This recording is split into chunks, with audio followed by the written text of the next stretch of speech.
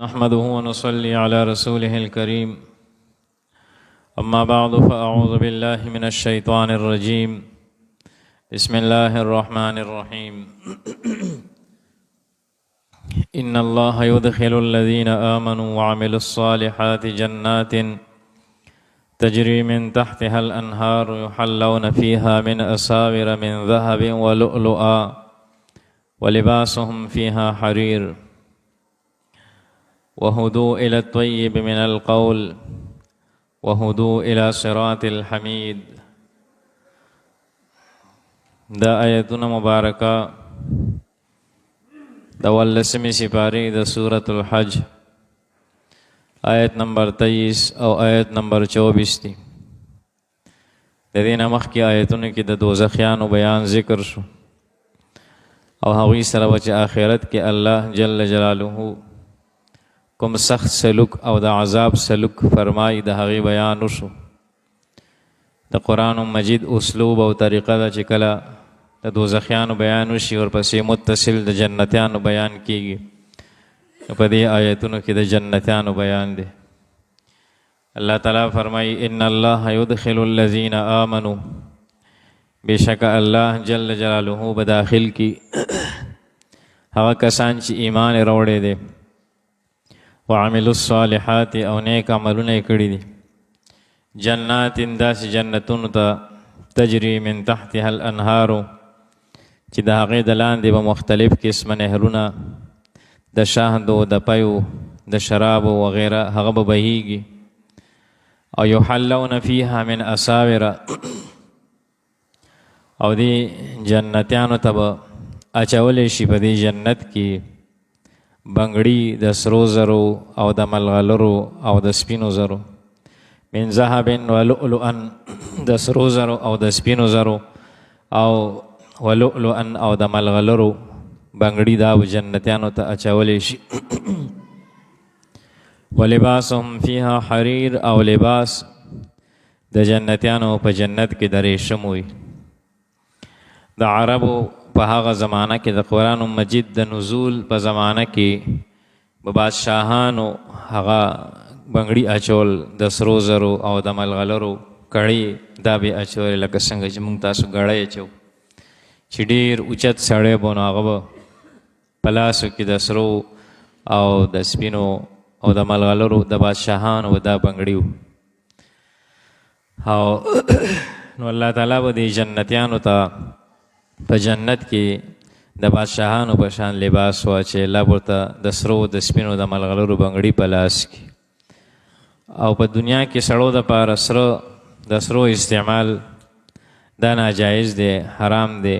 سره به سړي نه استعمالی، نه ګوتې د سرو زرو، نه ګړۍ د سرو زرو، نه لاکټ د سرو زرو، او نه لباس کې د سرو زرو استعمال د بټنو وغیره دا د سړو دپاره په دنیا کې حرام دی. زنانه استعمالولی شي، او سړو دپاره صرف د چاندۍ استعمال، هغه صرف یوه ګوتې نبي علیه السلام اچولی، صرف یو ګوتې د سپینو زرو، او څلور ماشي، د څلور ماشو نه به سیواني، او د یو نه سیوا ګوتیانې دوه یا درې، یا د بل څیز ګوتې د سرو زرو یا د پیتلو یا د بل څیز دا ناجایز دي، حرام دي. او سرو نه خو سخته منع راغلې ده چې د دوزخ اورې ورته سکروټي ورته ویلي څوک چې په لاس باندې اچوي. نو زمونږ معاشره کې خو اکثریت خلک نه اچوي الحمدلله، خو که څوک په دې ګناه کې مبتلا وي نو د هغوی اصلاح پکار ده چې الله تعالی هغوی د دې ګناه نه بچ کړي. او نو بنګړي چې دی نو دا په هغه زمانه کې به د عزت دا یو علامه وه. سراقه ابن مالک دا د نبی علیه الصلاة والسلام د قتل پسې راوتی و چې کله پیغمبر علیه السلام مکې نه هجرت وکړو، کفارو ته پته ولګېده، نو نبی علیه السلام پسې کسان خواره کړل او د 100 اوښانو اعلان یې وکړو چې چا د نبی علیه السلام نعوذ بالله شهید کو نو هغه ته به 100 اوښان په انعام کې ورکولی شي. نبی علیه السلام په غار ثور کې د ابوبکر صدیق رضی الله عنه سره 3 ورځې پناه هغه اخیستې وه، او 3 ورځې پس بیا مدینې منورې ته روان شول. 3 ورځې په دې غار کې پناه اخیستې وه. نو په دغه کسانو کې چې د نبی علیه السلام تلاشي کولو سراقه بن مالک دام د پیغمبر علیه السلام پسې راوتی و، دی کافر و. نبی علیہ السلام یې په لاره کې لاندې کو او پیغمبر علیه السلام د قتل په اراده باندې نبی علیه السلام طرف ته روان شو. چې کله پیغمبر علیه السلام ته نږدې شو نو الله تعالی د ده هغه سورلی او هغه اس هغه الله تعالی په ځمکه کې ښخ کو. هغه خپې په ځمکه کې ښخې شوې، خوځېدی نه شو. د معافي وغوښته د نبي علیه السلام نه. پیغمبر علیه السلام معاف کو، ځمکې هغه سورلی هغه خپې پرېښودې. نو بیا هلته کې سلوخان ولالچ نو بیا د نبي علیه السلام باندې د حملې په اراده باندې بیا اراده وکړه د حملې. نو بیا یې ځمکه کې الله تعالی هغه اس ښخ کو. په درېیم ځل بیا معافي وغوښته، نبي علیه السلام بیا معاف کو. نو په درېیم ځل باندې بیا نبي علیه السلام باندې د حملې په اراده باندې ور روان شو. په درېیم ځل بیا ځمکې هغه اس هغه خپې چې دی نو هغه راښکلې او ځمکه کې دننه شوې.